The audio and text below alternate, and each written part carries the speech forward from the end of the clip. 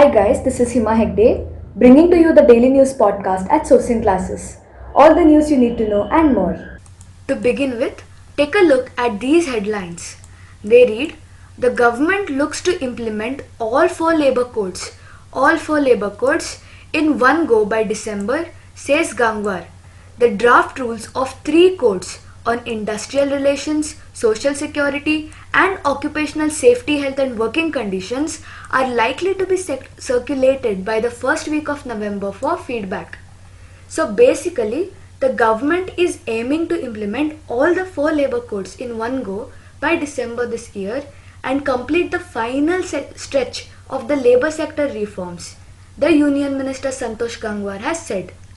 So what are these four labor codes?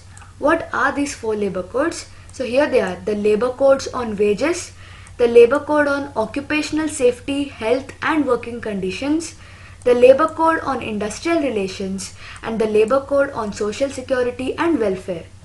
However, in today's session, we will be covering two of them, that is the labor code on wages, the labor code on occupational safety, health and working conditions. The other two codes will be covered in tomorrow's session, so stay tuned. So here's the roadmap. We'll first look into what the labor code on wages is. We'll then see what are the types of wages, then a brief note on the Code on Wages Act 2019, and then the calculation.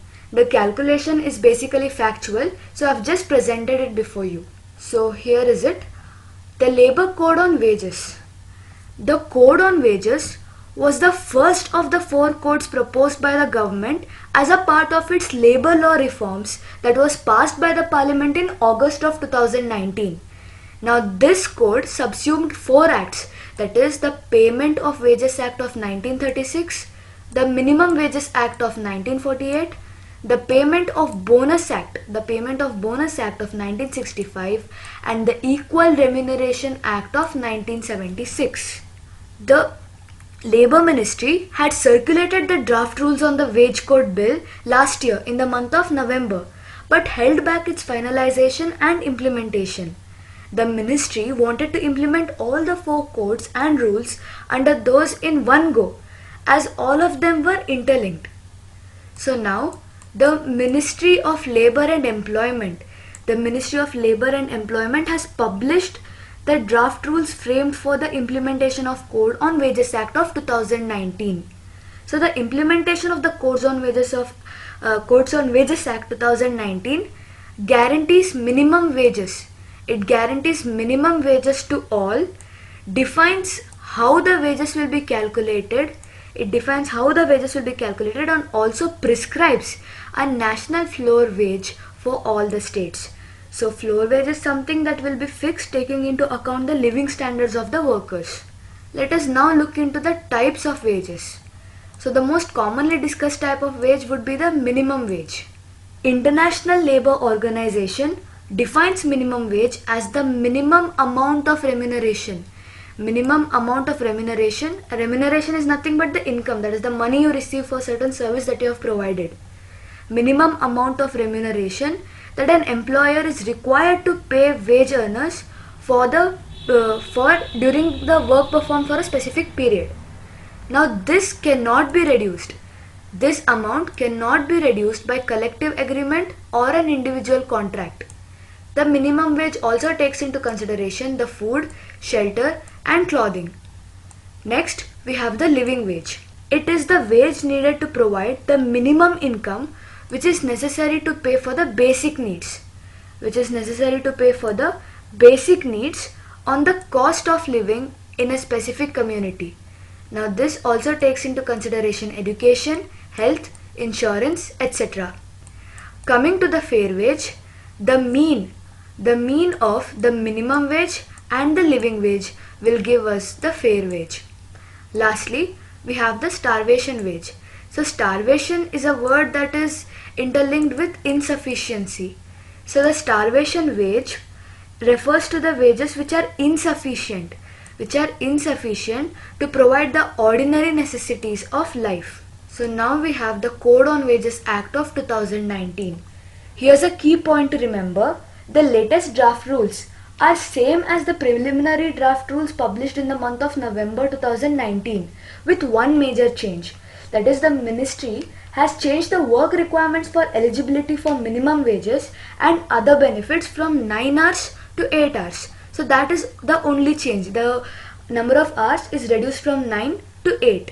Besides that, everything remains the same in the draft. That's why it is important to understand the Code on Wages Act of 2019.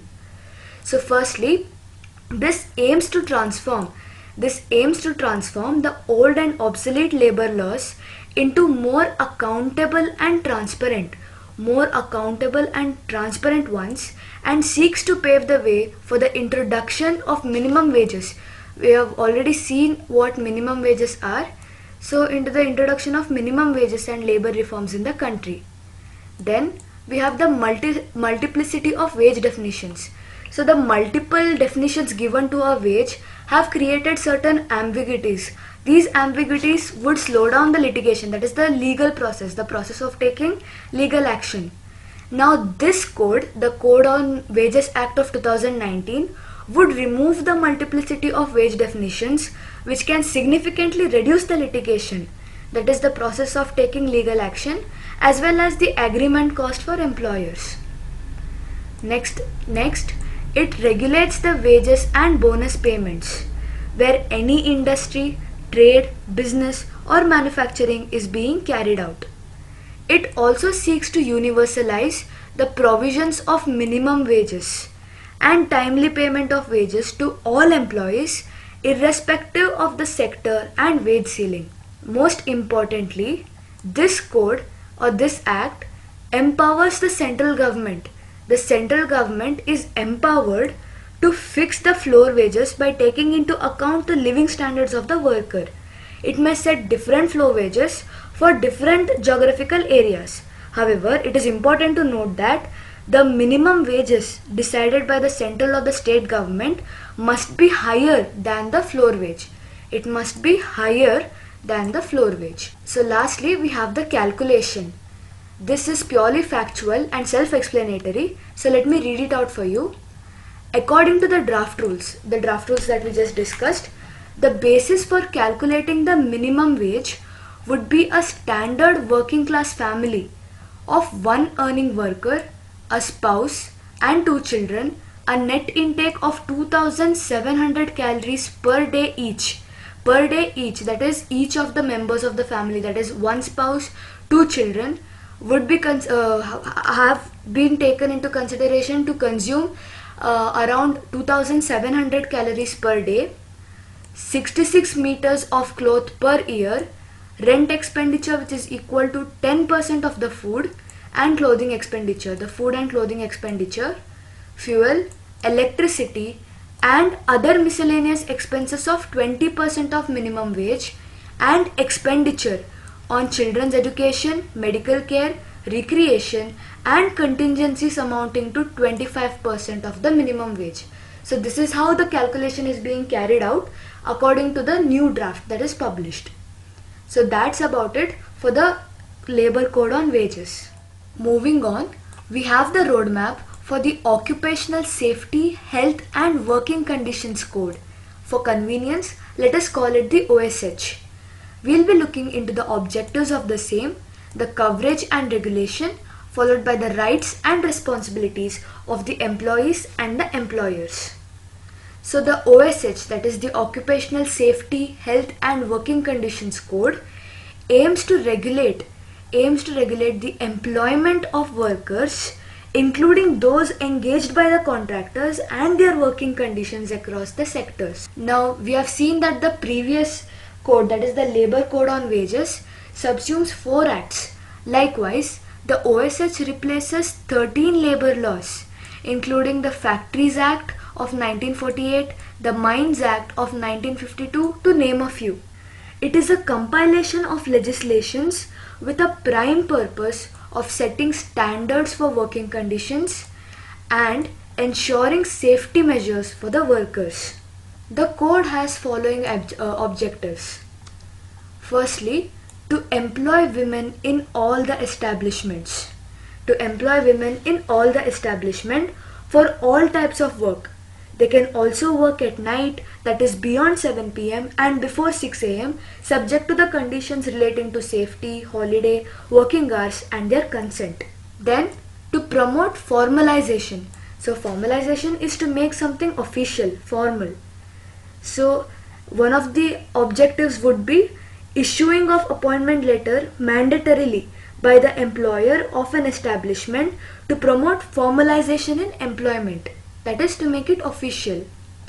We then have the inclusion of interstate migrant workers in the definition of worker. So an interstate migrant worker is defined as a worker who has come on his own from one state and obtain employment in another state. So he has come on his own from one state to obtain employment in another state and is earning up to 18,000 rupees per month. Coming to the portability benefits, we have already seen who an interstate migrant worker is. So in the portability benefits part, an interstate migrant worker has been provided with the portability to avail benefits in the destination. So he moves from one place to another. So in the destination state, he can avail benefits with respect to ration and availing benefits of building and other construction worker cess. It has proposed a journey. It has proposed a journey allowance, that is a lump sum amount of fare to be paid by the employer for the to and fro journey of the worker to his or her native place from the place of his or her employment. So as you all know, a migrant worker moves from one state to another state. Whatever charges are taking place in the to and fro movement, they will have to be paid by the employer to the worker. So let us look into the coverage and regulation. Coming to the coverage, the OSH mandates a minimum headcount of 10 workers. It mandates a minimum headcounts of 10 workers. So there have to be more than 10 workers for this code to be applied, for this code to be applicable. It undertakes within its purview all the mines and docks. It is important to note that it is not applicable for the ones in apprenticeship. So what is apprenticeship?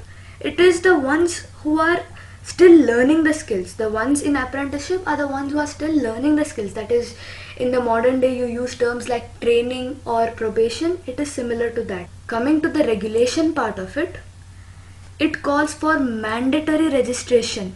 Mandatory registration of all establishments covered by the code. All establishments covered by the code. It also provides vigilant inspections of establishments. Any hazard or accident will be thoroughly inquired. Moving on, we have the rights and responsibilities of the employees and the employers. We'll first check out the rights and responsibilities of the employees.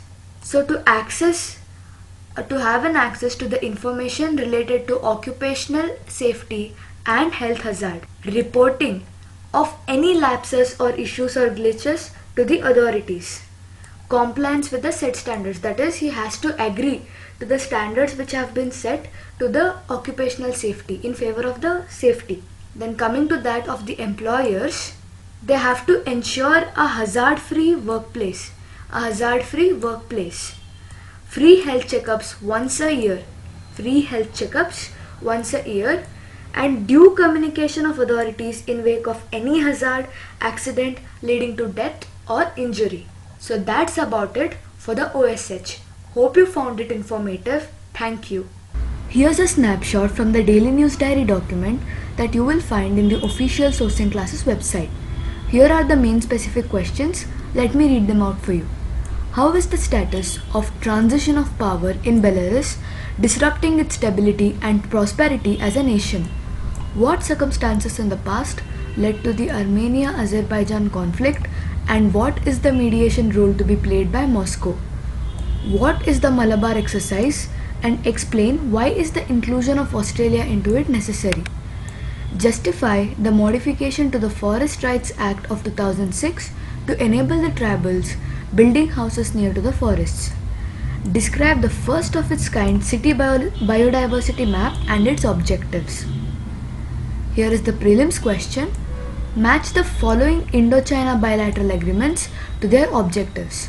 So here are the agreements. 1959 Agreement, 2005 Agreement, 1996 Agreement and 1993 Agreements. The respective objectives, the ones to be matched: maintenance of peace and tranquility, confidence building measures, that is CBM in the military field, maintaining political parameters and guiding principles, defining line of actual control, that is LAC. Option A 1A 2C 3D 4A, option B 1D 2C 3B 4A, option C 1D 2C 3A 4B, option D 1B 2A 3D 4C. So here's the question from yesterday. The answer to this is option A. Find the answer with explanation for today's question in tomorrow's sheet. So that's about it. Hope you found it informative. Thus, leaving you all to write your answers in the comment section. It's a wrap on yours news podcast. Tomorrow is another day with another news.